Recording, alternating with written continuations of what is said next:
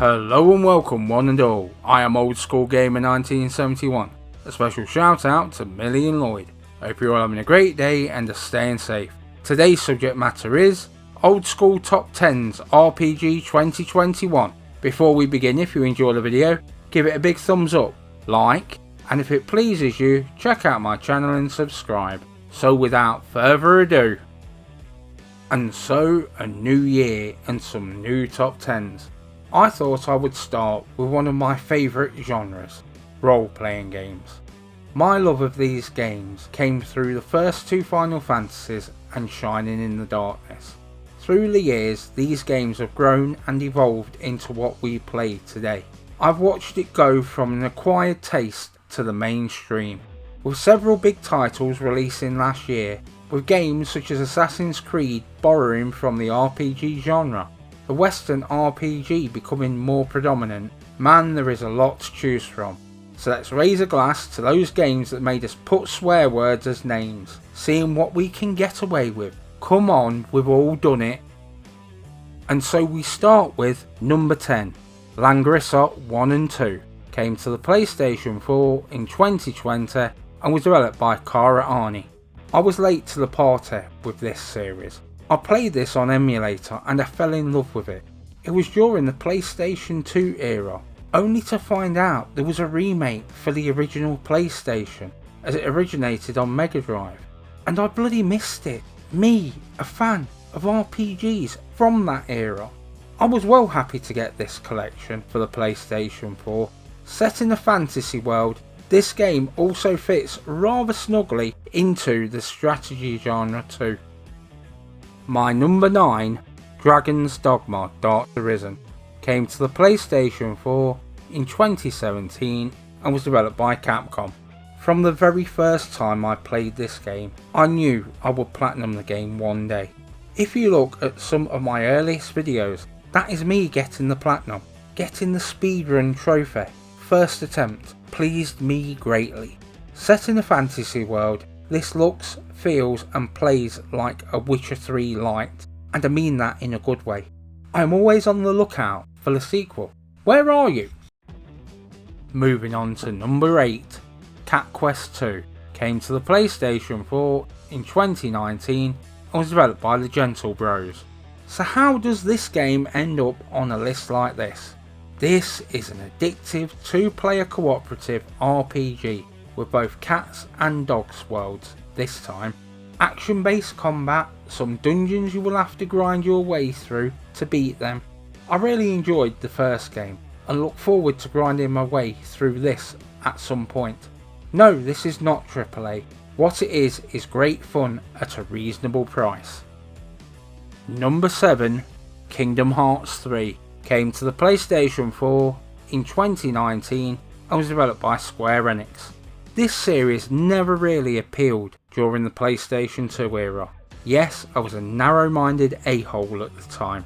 If I'd taken notice of the gameplay, it would have been my kind of game, mixing the worlds of both Disney and Final Fantasy, combat being of the more action-orientated sort. This game is the latest in the series, and I remain hopeful of a sequel at some point, and it will happen cause of the sales. At number 6, Rainbow Moon, came to the PlayStation 4 in 2016 and was developed by SideQuest Studios. This is for the RPG purists. The combat reminds me of Vandal Hearts or Final Fantasy Tactics, but a more in-depth version. Whilst not the most pleasing of visuals on this list, you will have to find the strategy that suits you and your team. This game has the traditional RPG grind. Don't want to grind? Don't bother playing. And even though this game does have a sequel, it's the original that I find myself returning to. Making its way to number 5, Kingdoms of Amalur: Re-Reckoning, came to the PlayStation 4 in 2020 and was developed by Big Huge Games. A pleasant surprise of last year. A game launching at the end of the console's lifetime, but if you are a fan of fantasy RPGs, this is a pretty damn fine one. The graphical style may put some people off, however, get past it and you have a solid game. Create your character is kind of cool. I feel you feel more involved with the character when you can create your character. Nothing really new here, but certainly competent at what it does. Making its way to number 4, Valkyria Chronicles 4 came to the PlayStation 4 in 2018 and was developed by Sega. When it comes down to developers who are renowned for RPGs, Sega doesn't come straight to mind, but it damn well should be. Shining in the Darkness, Shining Force series and the Valkyria Chronicles series, always hopeful of a sequel or remasters of the second and third entries into the Valkyria Chronicles series. The mixture of both Nazi and Roman history with an in-depth turn-based strategy combat engine, kind of like Hogs of War. Bang on! Number 3, Final Fantasy VII Remake came to the PlayStation 4 in 2020 and was developed by Square Enix. Shock, horror, it is not number 1, but on any given day, the top 3 are interchangeable. I love that this game dared to change things up. Changes to both story and gameplay make it that maybe it should have been Final Fantasy VII reimagined.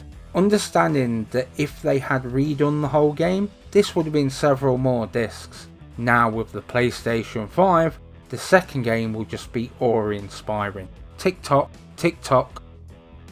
My penultimate entry, Ni no Kuni, Wrath of the White Witch, came to the PlayStation 4 in 2019 and was developed by Level 5.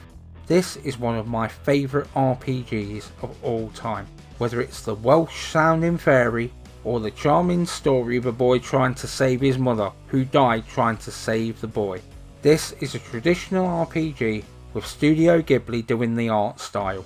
The sequel is good and better in some respects, but it just doesn't bring what this game brings, a story with big time feels. So with the advent of the new generation, can we please get a third game in the series? Bringing us nicely to my number 1, Persona 5 Royal, came to the PlayStation 4 in 2020 and was developed by P Studio. Right, let's get this right. You will either get this or not.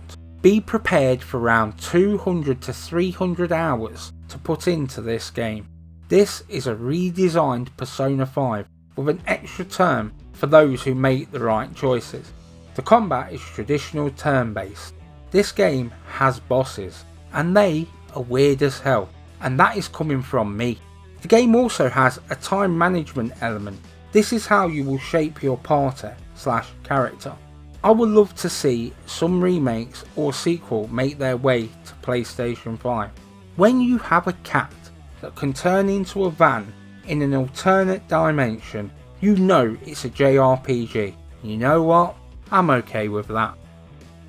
And it is done. If you found this video interesting or have any suggestions, please comment down below, as it will put a big old smile on this old face. Let's get the conversation started. I will answer you all. I post new content every week. Have a great day one and all, and thank you for your support. This has been Old School Gamer 1971, signing off.